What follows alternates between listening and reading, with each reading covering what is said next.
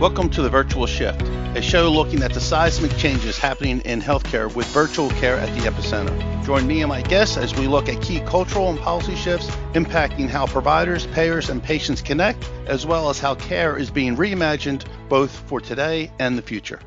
Hello, and thanks for tuning in today. I'm your host, Tom Foley. You can learn more about this show by visiting the program on healthcarenowradio.com, and be sure to follow me on LinkedIn, Twitter at FoleyTom, and the hashtag The Virtual Shift. We have a great guest on today, Tom Lawry, and he is recognized as the top 20 voices in AI to follow. He's also provides global AI transformation advisory. He's a bestseller. He's got 3 books out, AI in Healthcare, A Leader's Guide in Winning in a New Age of Intelligent Health Systems. Second book was Hacking Healthcare, How AI and Intelligence Revolution Will Reboot an Ailing System. And his most recent book, Healthcare Nation, The Future is Calling, and It's Better Than You Think. Tom, welcome to the program. Well, Tom, thanks so much for having me on. It was great to see you last month in Las Vegas at HIMSS. Yes, it was. I appreciate it. For the audience, I was at the HIMSS bookstore. I actually had one of Tom's books in my hands, and they came up to me and asked if I would like to speak to the author, and I said yes, and then he was standing right next to me. So, and here we are. And here we are. So all's good. AI is obviously a very interesting topic, a current topic. I don't think that there was a booth at HIMSS that didn't talk about AI. I look at it as strategically important, and I know you think the same way, in how AI can change the trajectory that we're going in. So with all that said, why don't we first start off? Tom, tell us a little about yourself, and tell us a little bit about each of the 3 books that you wrote. You know, I've been blessed with, I've been in healthcare since I was 24. I started out as a junior hospital executive, 12 years running hospitals and health systems. And then I crossed over to the dark side of technology.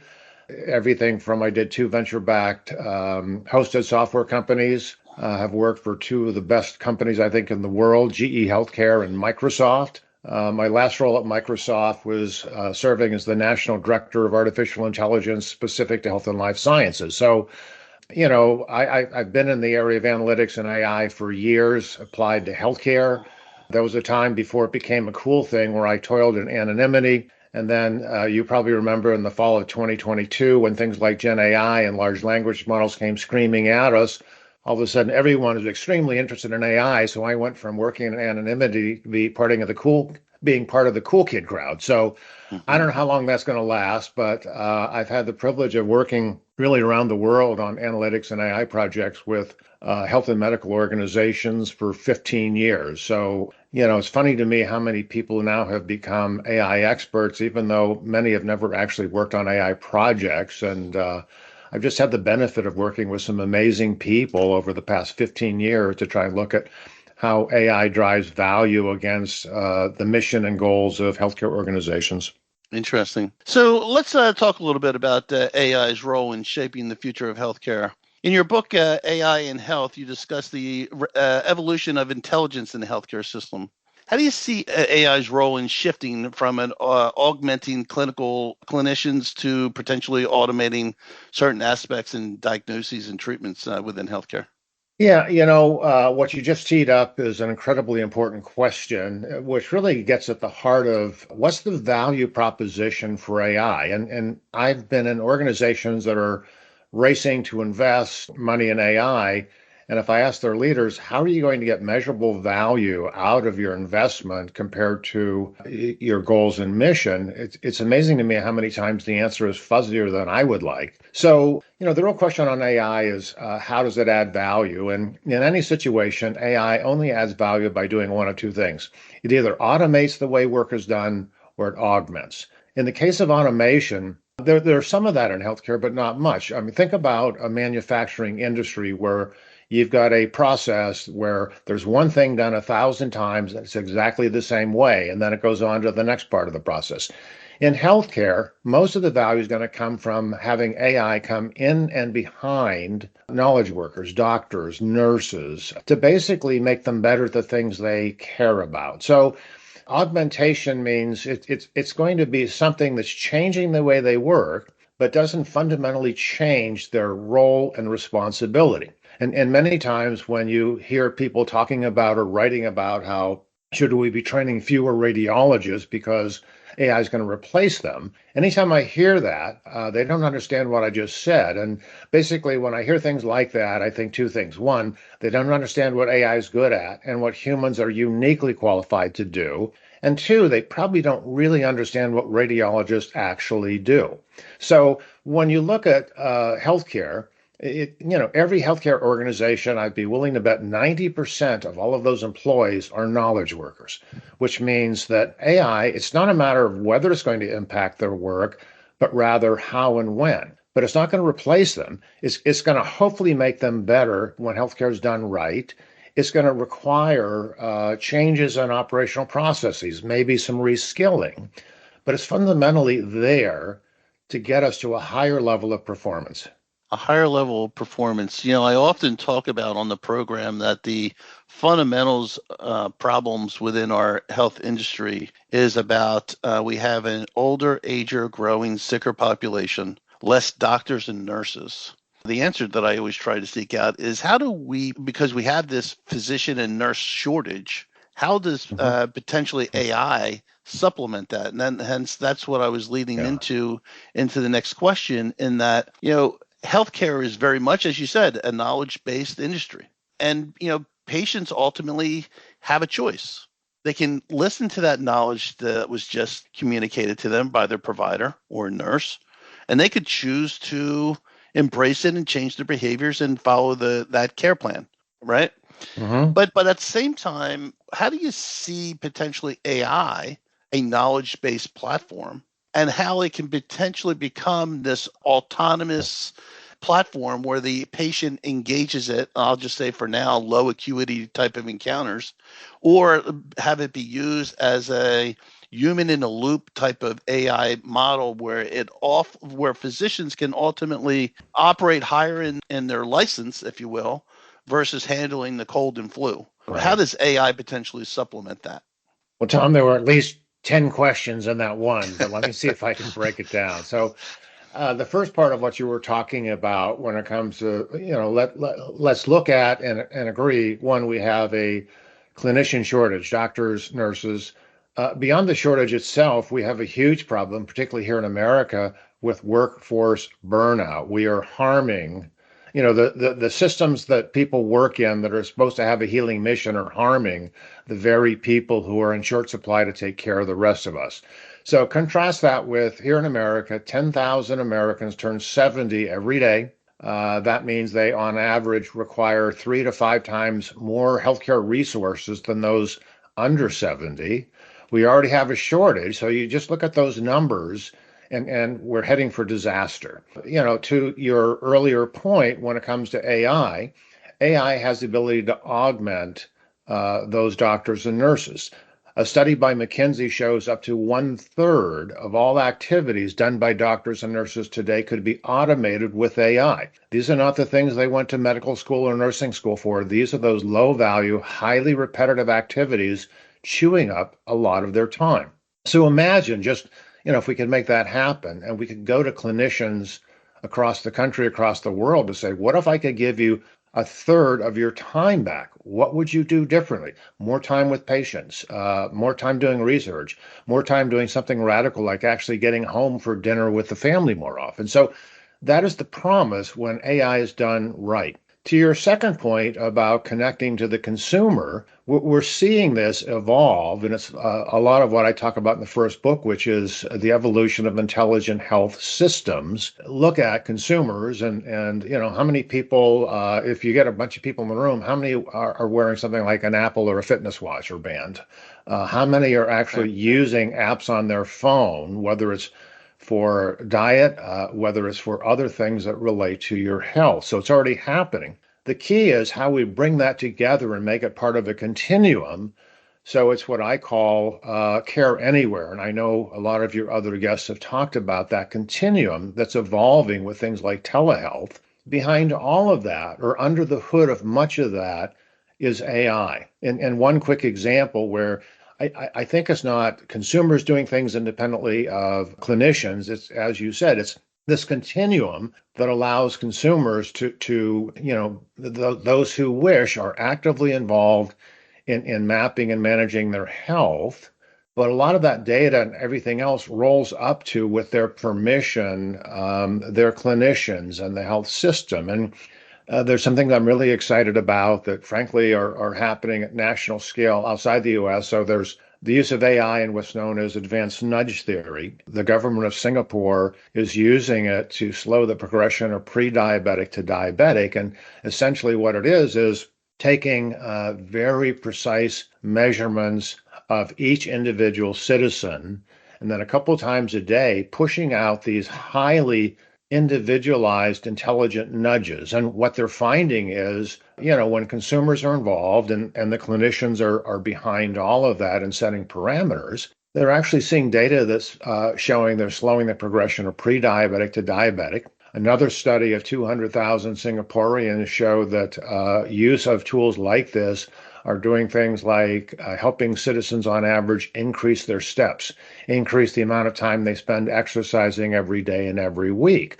So it's not just about slowing the progression of diabetes, it's about so many other things that could potentially help, particularly here in America, us get a better handle on things like the chronic disease situation where, so much of our resources are going to treating people with things that frankly are totally preventable. Yeah. The challenge that we have, one of the challenges I think we have in the US is that our entire fee-for-service model is based on time and based on resource allocation. And I always say that nothing happens in healthcare unless you get paid for it. So AI is not a person, but could certainly engage patients and have an allocated time period for sure. The question is, how do if I'm an adopter, I'm a single practitioner, right? I want to improve my practice, I want to engage my patients more. I could use AI for that. And maybe there are some low acuity encounters where AI could be engaged to give the patient the necessary guidance. But the point there is that do you see let's just start with CMS. Do you see CMS reimbursing for the use of AI as a tool to ultimately improve healthcare, or is the cost of AI adoption borne by the physician themselves? Well, I think some of that on reimbursement, one, is already starting to occur at a certain level. Two, I know it's under evaluation and scrutiny. But the idea is, and you kind of said it, it's a much broader issue. So maybe I'll start by answering the first part of your question, where one of the co-founders of Berkshire Hathaway was fond of saying, show me the economic incentives and I'll show you the outcomes. And I think that's particularly true in healthcare. So when you look at 97% of the $4.7 trillion we spend in America on healthcare goes to, basically what I call the break-fix model. Money is only made when the system gets to treat you because you are sick or injured. So let's stay there for a second. AI has the ability to make the system in the delivery of services that we're caring for you once you're sick or injured more efficient, more effective. So that's the value prop of using AI in what I call a traditional medical model. My belief, and I think the future is going to be more towards driving us beyond that to using AI to help us better manage being healthy and then having a system that's more effective at taking care of us when we're not. But that brings us to the second point that you were starting to allude to, which is, again, 97% of all of the money we spend goes to that break-fix model. Only 3% goes towards prevention. So I have a whole chapter in my new book, Healthcare Nation, where I basically describe, healthcare to me is America's largest escape room.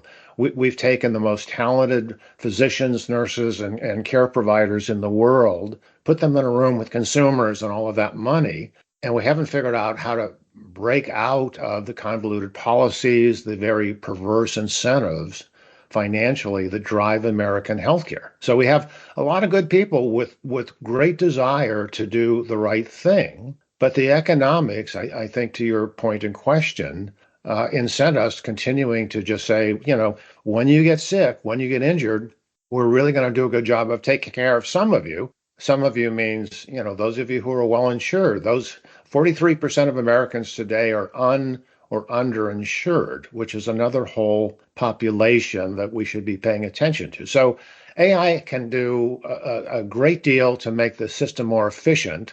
It does nothing to change the economic incentives driving this healthcare behemoth in America and all of that money.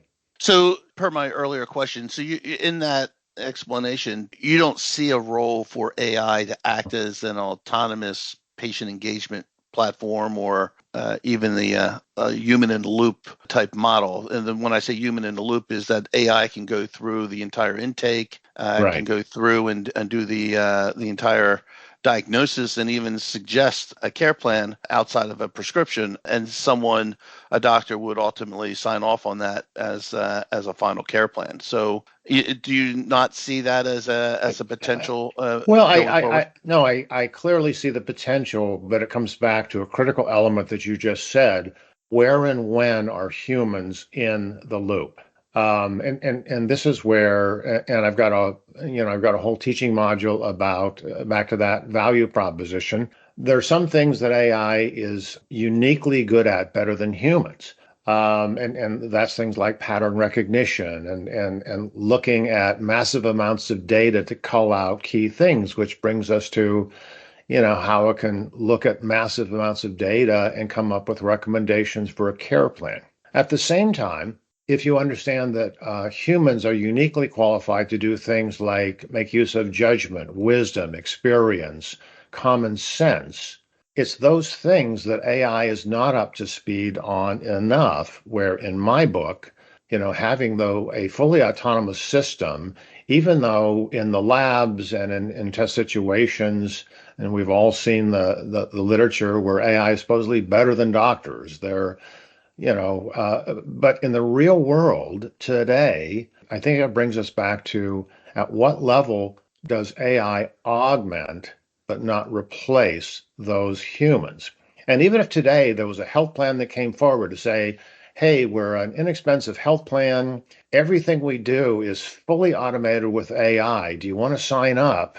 Versus, we're going to have a much more efficient system, including things that help you, the consumer, manage your health, but they're going to be humans in the loop for all of these things. And, I've got different examples I use in some of my coursework and advisory work where, AI can make something look highly plausible, but to those physicians and others with that wisdom and judgment and common sense, they immediately look at this and say, here's what's wrong with it. And so, will we eventually get to that stage? Perhaps, but even if we do, I'm still going to maintain that a large percentage of us, including me, I want that human in the loop Yeah.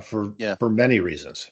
Yeah, so we have, two, I'll just say well, there's more than two, but I'll just say there's more than two segments that are engaged here in healthcare. You have those that are 65 and older, and they consume 80% of the total U.S. spend on healthcare. And then you have the younger population, all the way back to the one day, is Hmm. that they have a different perspective, and Right. they are looking at so you have to obviously address the 65 and older crowd, which is more causation. I have a chronic condition and I need to mitigate the impact of that.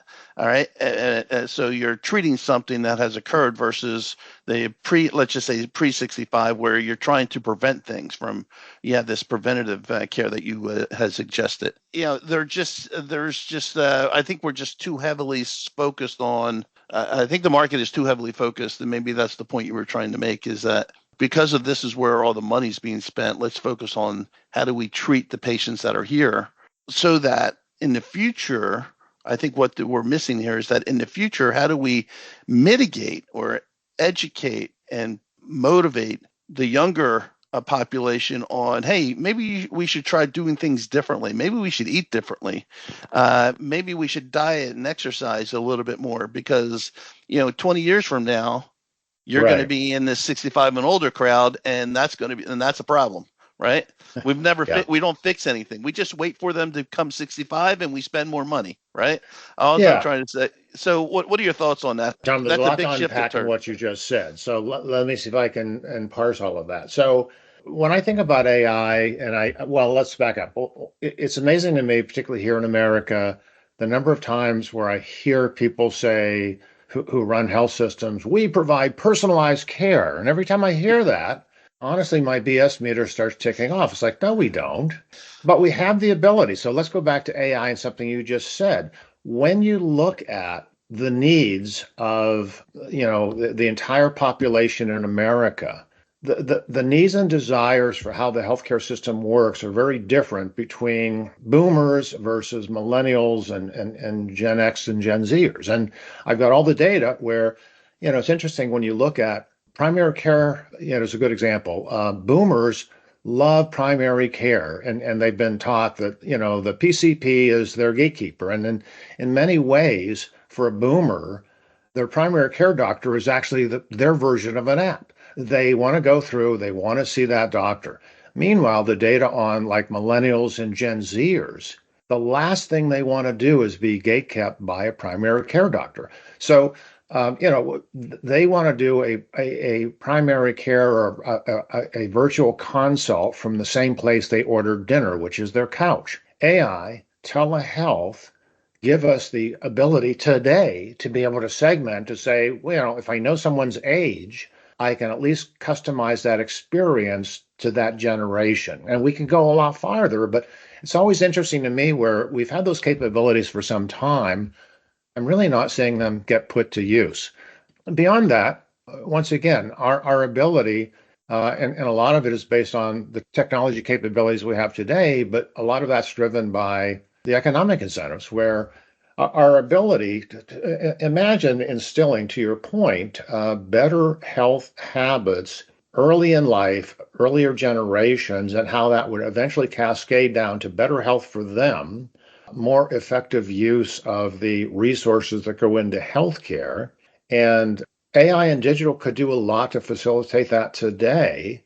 Why is it not happening? Well, because the economic incentives for doing that don't really exist in America today. And I want you to imagine if all of a sudden we woke up tomorrow and there was some form of value-based care where the big health entities realized that they would make more money by managing the health of a population of people they cover and showing that on a risk-adjusted basis, these people were healthier. If all of a sudden we were monetizing health and we had the ability, which I believe we do, then you would see this revolution in the use of many things, including AI. So the capabilities are there today. We have consumers that are a certain population of consumers that are really focused on managing their health. And we just need to start looking more closely at the economic incentives and the way American healthcare works today, where the richest men in America live longer than any other human on the planet. The poorest have life expectancies that are worse than people living in Sudan and Bangladesh. And I could go on some of these health measures, but we spend 3 times more per citizen than any other developed country, and yet our performance is at the bottom of the barrel as measured by groups like the Commonwealth Fund. So somewhere in that, there are good solutions, but they aren't happening until we start addressing things like the economic incentives. Yeah. So let's talk about the future. In Healthcare Nation, you paint this very positive vision for the future in healthcare. Let's take a look at 10 years ahead. What do you see as the most promising AI-driven innovation that will define the healthcare delivery? It's hard to pinpoint it as far as AI. I mean, I think so much of what we're already seeing, the ability to make predictions on virtually anything, the ability to, I mean, think about, the average smartphone that someone has today has more compute power than all of the computers NASA had to put a human on the moon in the 1960s. So much of what we're already doing on the smart apps, they call them smart apps because under the hood is some form of AI. So I believe we're already living on what I kiddingly refer to as the planet of the apps. So take that, wrench that out by a decade. And then we were talking about seniors earlier, and many times seniors get a bad rap to say, oh, that they're averse to technology. And my pushback is always, they're not adverse to technology. Most technology companies never utilize design thinking to say, how do we design this technology to serve that population, number one. But number two, AI is going to become very pervasive within the environment. So, going forward, it's not like a consumer, particularly a senior, has to be savvy at technology. It's just going to be there. It's going to be ambient. It's going to be monitoring, predicting, measuring things. And then with their permission, it's going to have that data going back into a health system that hopefully is going to do a much better job of monitoring, of getting out ahead of things to prevent them from occurring in the first place. So, I mean, back to my example of, what's happening in places like Singapore, where they're getting out ahead of things. In Singapore, the government is the payer and the provider, so that they've got aligned incentives. They're engaging their citizens. And again, not every citizen is going to want to jump on board and manage their health, but those who want to do that, we have the capabilities to do just what's happening in Singapore and America. What we need are better incentives to get the system moving in that direction going forward. Very interesting. Tom, we're going to have to leave it there, unfortunately. Thanks for joining the program. Very educational. I think AI is, to your point, it's totally underused today, and in 10 years, it's going to be embedded into the fabric of everything that we do, in my opinion. So let's leave it there. You're always welcome to come back, and let's talk about it some more. All right, Tom. Thanks so much. Thanks for having me. That's today's shift. I appreciate the audience taking the time to tune in. If you missed part of today's episode, you can tune back in at the healthcarenowradio.com at the same time, 11 a.m. or 7 p.m. Eastern throughout the week. And be sure to check out the program page at thevirtualshift.co. As well, remember to follow me on LinkedIn, Twitter at FoleyTom, and follow the show's hashtag, The Virtual Shift. I'm Tom Foley. Until the next shift.